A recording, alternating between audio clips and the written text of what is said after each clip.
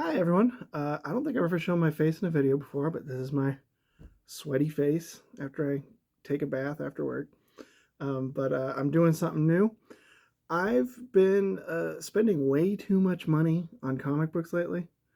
I'm trying to cut back actually.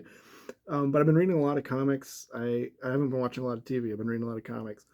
And I want other people to read comics. I want to talk about comics. And I just don't know enough people reading them, even though I keep recommending them. No shame if I've been telling you to read something and you haven't. I know people are busy, but I want to talk about comics to someone. So I'm going to talk to the camera about comics, and just what I've been reading week to week. I thought it would be fun to just like share my books, and maybe justify some of my spending by getting someone else to read comics that I want to do well and be successful.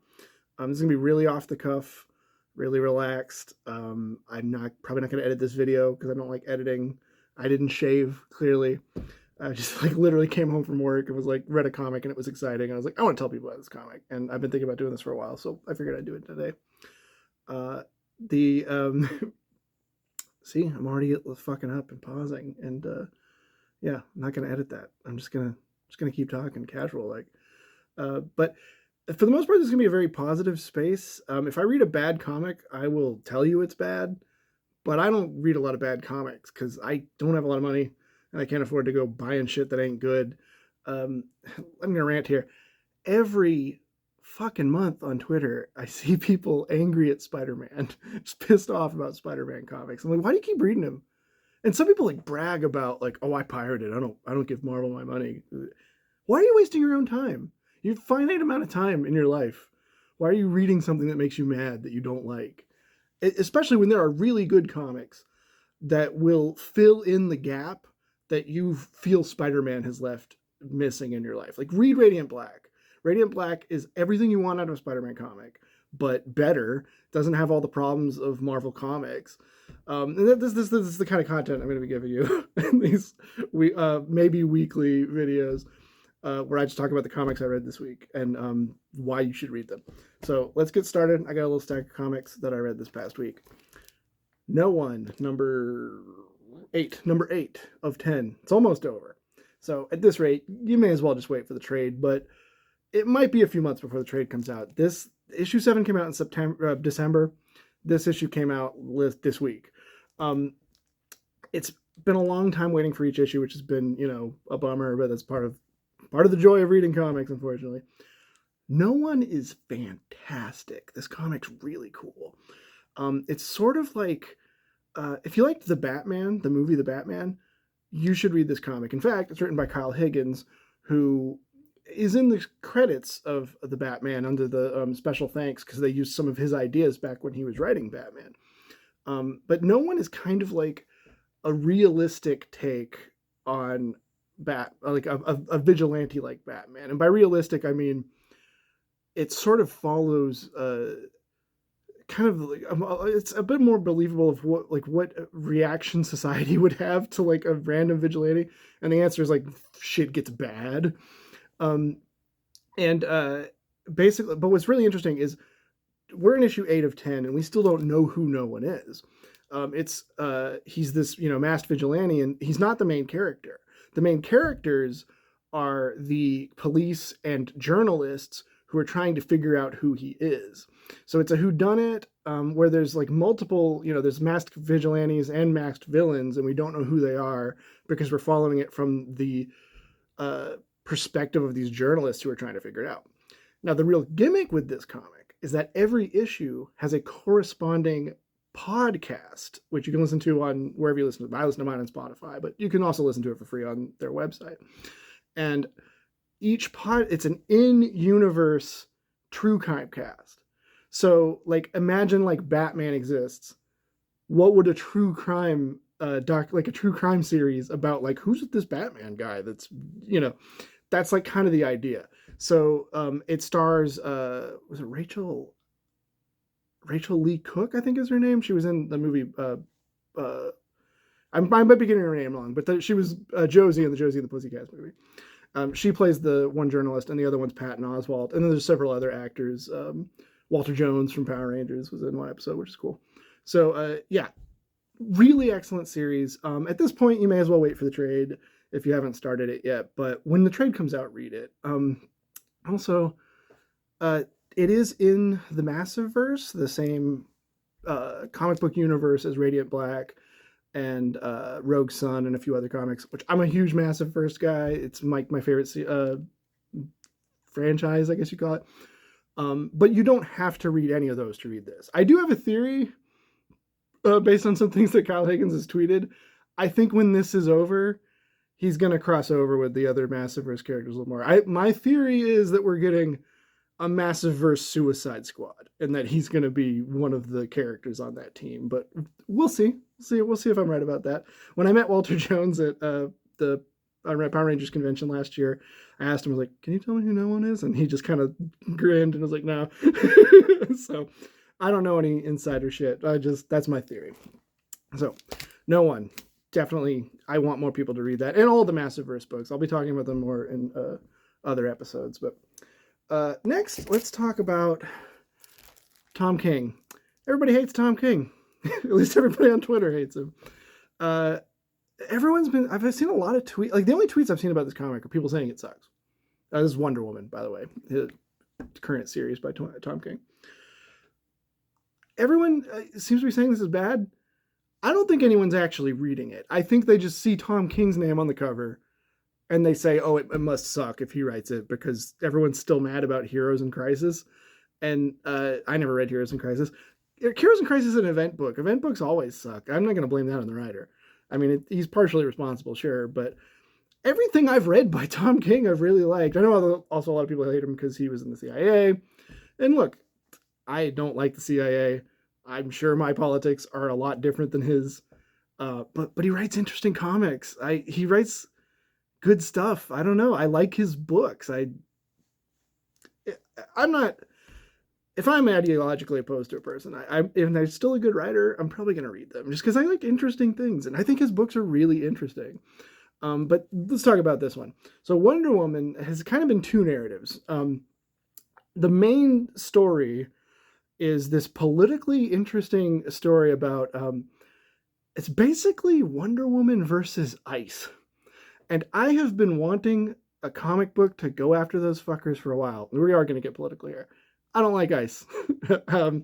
And they don't call it ICE in the comic, but basically an Amazon gets in a bar fight and murders a number of men. Self-defense, kills a few men in self-defense.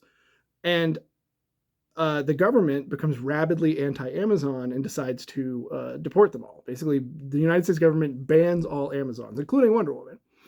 And so things are looking like they're going to boil into a war between the United States and Themyscira.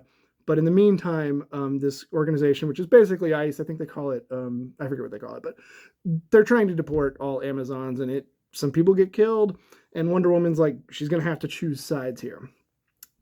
Here's the cool twist. The villain is the secret king of the United States, who is like been secretly ruling the country from the shadows. And, Wonder Woman has the lasso of truth. He has the lasso of lies, where if someone touches it, he tells them a lie and they will believe it now. I don't know. I think that's a really cool concept. And, it's kind of radical. It's kind of interesting. This like very anti-American story. I think it's cool. I think it's really fascinating. I can't wait to see where it goes.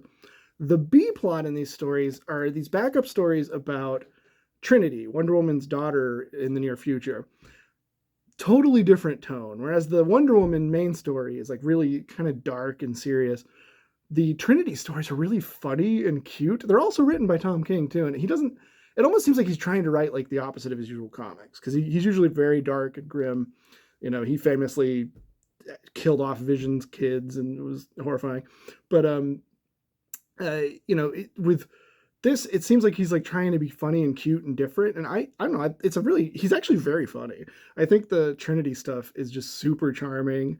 The artwork's great, and the Trinity stories are all about Jonathan Kent and Damian Wayne, the Superman and Batman of the future, not raising her, but babysitting her as she grows up. And they grow to be this like, I already liked the Super Sons, Superman and Robin, and thought that was a great concept of like Batman and Superman's kids bonding. But you throw Wonder Woman's kid in the mix, and it all of a sudden it's this like really heartwarming trio of characters that I love reading about. They're so funny and cute, and I can't wait to see what happens to them. I really hope we get like a full Trinity spinoff because I would read those comics forever. I hope they don't kill her off. Like with Damian, it was like Damian was like the best character ever, and then they killed him off. And I was like, he's gonna be back because everyone loves him. So I know she'd come back too, but I hope they don't. That's not what they're building towards. I hope they go somewhere more interesting. I mean, they might kill Diana off, but I don't know. We'll see. But I'm loving that. While we're on the Tom King defense train, Helen of Wyndhorn. This I just bought because it's Bilquis Everly, who is she was his artist on Supergirl, which was another good good series. The Supergirl movie that James Gunn is producing is going to be based on that comic. But this is the same creative team, but it's not DC Comics. It's at Dark Horse, and it's an original concept. Basically, the idea is, what if I forget his name, Robert something, the creator of Conan. What if the creator of Conan the Barbarian had a daughter, and after he killed himself, she has to go home. Unlike the real author, she's rich, so she goes to live with her grandfather in this rich mansion. She's a teenager, but she's already an alcoholic and like a fucking mess. And she idolizes her dad, who is also an alcoholic mess. And she's like, oh, he's the greatest writer of all time. Like she like really looks up to her dad. And then I don't want to spoil it, but supernatural stuff starts happening in this mansion that her grandfather owns. That's a very vague description, but it's really good. The artwork, I'm just pop it out, show you some of the artwork. Bilquis Everly's artwork is fantastic. If you've never seen it, I don't know if it's Everly or Evely. There's no R, but yeah, like that's the first page. This like Conan-esque spread, kind of Princess of Mars looking. Her artwork is just gorgeous. Like, I guess this is a spoiler, but like, look at that shit. Ah, so cool. So yeah, it's that. Yeah, basically like a Conan kind of, but in like a meta version of Conan the Barbarian. The funny thing is, I had just watched Conan the Barbarian the movie for the first time 2 days before I read this, and my friend was telling me about how the author, like the creator of Conan, committed suicide, and that's part of the plot of this comic. Like, they changed his name and like parts of his life, but definitely based on him. It's a period piece, by the way. It's set in the 1930s. Really good. Tom King, Bilquis Everly, it's pretty cool. I'm gonna see where it goes. Really, anything with her artwork is worth reading. All right. Next, Beneath the Trees Where Nobody Sees. A friend of mine recommended this. Hey, bud. Yeah, I just said I've been spending too much money on comics. And then my friend is like, oh, you should read this. And now I'm spending money on this. So basically the premise of this is, what if a serial killer was in Animal Crossing? The artwork is it reminds me a lot of the old, the Arthur books, the children's books that got me into the Arthur TV show. Like you can tell he kind of looks like a character from Arthur. But it's these like anthropomorphic animal furries. And yeah, it's this like sweet little perfect, quaint Riverdale-esque town. And the main character is this bear. She's this woman in her 40s, I want to say, who frequently drives out to the city to murder people. And she's been getting away with it for 20 years. So she just like slits people's throats, cuts up their bodies, buries them in the woods. Well, another serial killer shows up in town, and she's like, oh, I've got to find this guy before the police find my dead bodies looking for his dead bodies. And so, yeah, it's this like murder mystery from the perspective of another killer, but with everything in this like quaint, cutesy art style that makes everything a little more horrifying. It's really good. This is issue 4, and there's already been a pretty huge twist to the premise I just described. So we'll see where it goes. But it's definitely moving at a fast pace. I don't know if it's a miniseries or an ongoing, but it's not wasting its time, which I appreciate in any story. So that's cool. Cobra Commander. I've never been into G.I. Joe. I never watched G.I. Joe. I was a little too young for it. Like, it was an 80s thing and I was a 90s kid. I had a buddy who loved G.I. Joe. But I saw they were doing a new universe of G.I. Joe and Transformers comics, led by Robert Kirkman, the creator of Invincible and Walking Dead. And I thought that was kind of neat sounding. I liked Transformers, but I was like, it's a fresh start. I'll give it a try. They're calling it the Energon universe. And the first book is called Void Rivals, which is a new franchise that's like related to Transformers, but isn't. It's fantastic. I'll talk about that whenever we read the next issue of it. But they've got the other books in the series are Transformers, Cobra Commander, and Duke.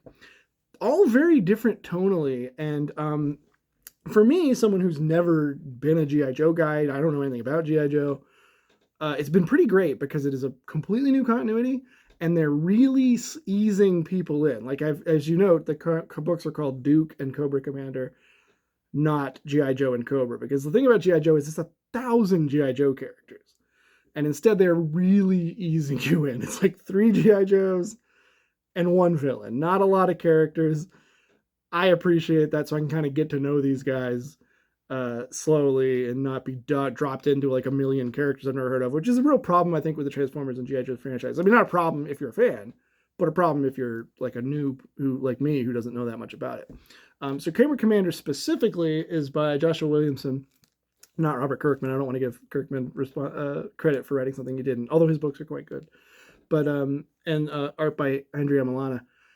This is going for a horror vibe, which is unexpected. A lot of violence, a lot of blood and gore.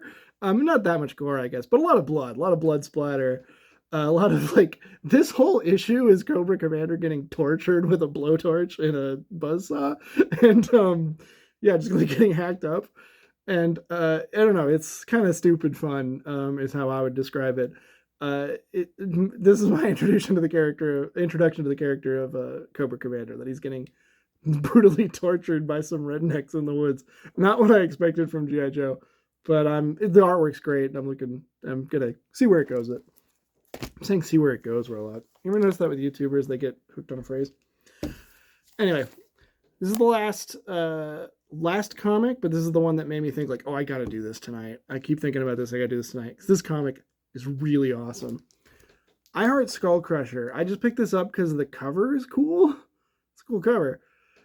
This comic's awesome. It's got a killer premise. It's got fantastic artwork by find out who. I don't even know who made it. The artist is Alicia Zono. Probably mispronouncing that.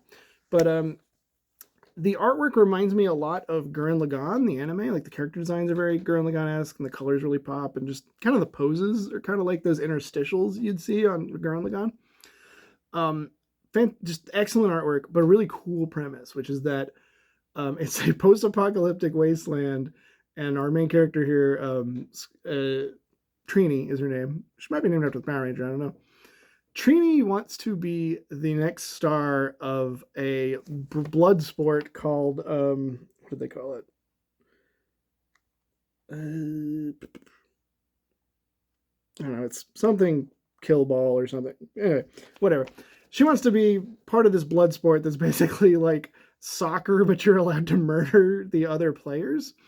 And she's in love with, or she has a crush on the most famous player of this sport ever, named Skull Crusher, who's killed like 150 people. And so yeah, she's like trying to get a team together so she can make it in the big leagues of a murder soccer tournament. And it's really fucking funny. Like, the jokes are really funny. The artwork's fantastic. It's got like big anime vibes. Like I said, it looked like Gurren Lagann, but like, it just fucking excellent. It really made me laugh and made me think, I gotta tell people about this comic. I Heart Skull Crusher is super fun. The colors are great too. Look at that cover. Yeah, can't wait to read more of this. So yeah, that's my recommendations for this week, or this past week. That's the weird thing about comics. I'll be talking about these after I've read them and they're already on stands, but you know, you can try to go grab these. And yeah, I just wanted to tell you folks about some comics, and yeah, I'll see you next week.